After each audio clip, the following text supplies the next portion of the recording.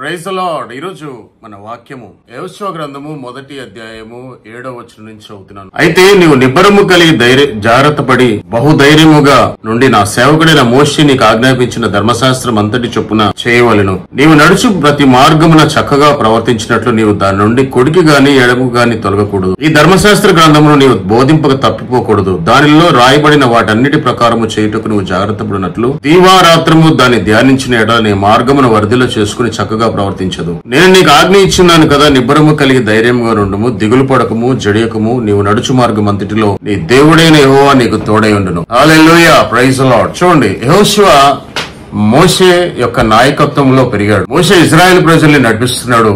ఐగుప్తుల నుంచి అరణ్యంలో నుంచి కానాను పట్టణానికి నడిపిస్తున్నాడు. అయితే ఆ కానాను పట్టణానికి వెళ్ళడానికి వెళ్ళవలసిన ఆ మార్గంలో అతనికి ఎదురయ్యేటువంటి ఆ సమస్యలు, ఎదురయ్యేటువంటి ఆ శత్రువులు, అతను జయించాల్సినటువంటి ఆ రాజులను అందరినీ కూడా జయించడానికి దేవుడు నేను నీకు తోడే ఉంటానని చెప్తున్నారు. హల్లెలూయా, ప్రైజ్ ది లార్డ్. అయితే ఇక్కడ ముఖ్యంగా మనం గమనించాల్సింది ఏంటి అని అంటే, యెహోషువతో దేవుడు చెప్తున్నాడు, నువ్వు నిబ్బరము కలిగి ధైర్యంగా ఉండుము, దిగులు పడొద్దు, జడియవద్దు, ధైర్యంగా ఉండు, నేను నీకు తోడే ఉంటా అన్నాడు. హల్లెలూయా. చూడండి, ఎంత గొప్ప ఆజ్ఞ, ఎంత గొప్ప వరము యెహోషువకి దేవుడు ఇచ్చాడు. ఎందుకు అంటే ఈ ధైర్యం అనేది పరలోక సంబంధమైనది. ఈ లోక సంబంధమైనటువంటి ధైర్యము వేరు. ఈ లోక సంబంధమైన ధైర్యము నువ్వు పాపం చేసినా అది నీకు పెద్ద తప్పు అనిపించదు.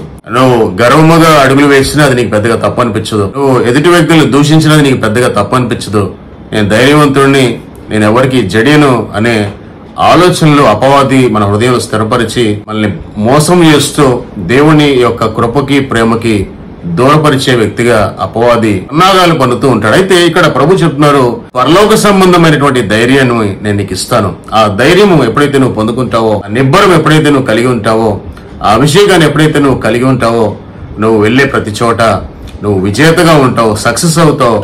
నీ గమ్యానికి, నీ గోల్ ని నువ్వు రీచ్ అవుతావని ప్రభు చెప్తున్నారు. మనకి మన లైఫ్ లో చాలా గోల్స్ ఉంటాయి.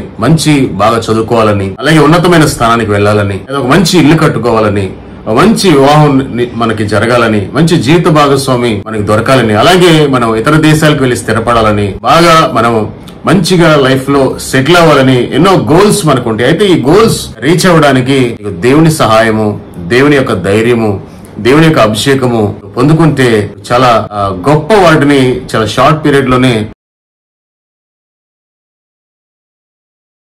చాలా అవకాశం ఉంది. హల్లెలూయా, ప్రైజ్ ది లార్డ్. అయితే మరి ఇలాంటి ధైర్యము, ఇలాంటి అభిషేకము, ఇలాంటి కృప యెహోషువ ఎలా పొందుకున్నాడు అని అంటే, ఎలా పొందుకోవాలో ప్రభు చెప్తున్నారు. ఏంటి అని అంటే, నువ్వు నాతో కలిసి అడుగులు వేయి, నాతో సహవాసం చేయి, దివారాత్రములు ధర్మశాస్త్రం ధ్యానించు, అప్పుడు నీకు నా ధైర్యము, నా అభిషేకము నువ్వు పొందుకుంటావు, నువ్వు విజేతగా నిలబెడతావని ప్రభు చెప్తున్నారు. ఫ్రెండ్స్, మిమ్మల్ని ఒక ప్రశ్న అడుగుతున్నాను. నీకు పరలోక సంబంధమైనటువంటి ధైర్యము పొందుకున్నావా? ఒకవేళ పొందుకోకపోతే నువ్వు పొందుకోవాలనే ఆశ నీకుందా? పరలోక సంబంధమైనటువంటి అభిషేకాన్ని పొందుకోవాలనే ఆశ నీకుందా? పరలోక సంబంధమైనటువంటి జ్ఞానం పొందుకోవాలనే ఆశ నీకుందా? నువ్వు పొందుకోవాలంటే మనం చేయాల్సినటువంటి మొట్టమొదటి యత్నం ఏంటి అని అంటే, మొట్టమొదటి స్టెప్, మొదటి అడుగు ఏంటి అని అంటే, మనం ప్రభుతో సహవాసం చేయాలి. నిన్ను ప్రభువుకి సరెండర్ చేసుకోవాలి. నీ హృదయాన్ని ప్రభువుకి అప్పగించాలి. అంతేకాదు, ఎప్పుడైతే నువ్వు అప్పగిస్తావో ఆయన ఆత్మ నీలోనికి వస్తుంది.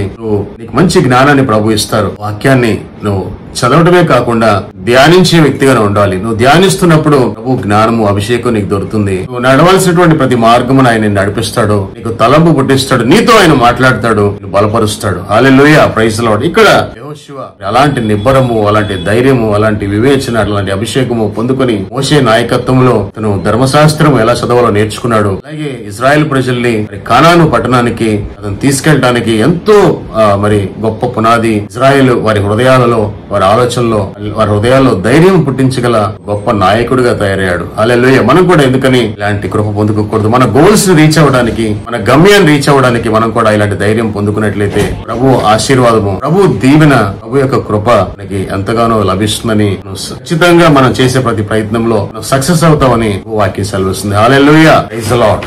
గొప్ప దేవ, ఎవరైతే ఈ వాక్యాన్ని విన్నారో, ఎవరైతే పరలోక సంబంధమైన ధైర్యాన్ని కోరుకుంటున్నారో, వేచను కోరుకుంటున్నారో, శ్వాసాన్ని కోరుకుంటున్నారో, తుదమట్టుకు దీన్ని కొనసాగించాలని ఆశపడుతున్నారో వారిని మీరు దీవించండి, వారిని ఆశీర్వదించండి, నీ కృపనివ్వండి, అన్ని విషయాల్లో వారిని మేలు చేయమని యేసు నామం పేరిట ప్రార్థిస్తున్నాం తండ్రి, ఆమేన్. ప్లస్ ఈ వాక్యం ద్వారా మీరు బలపడ్డారని నేను మనస్ఫూర్తిగా నమ్ముతున్నాను.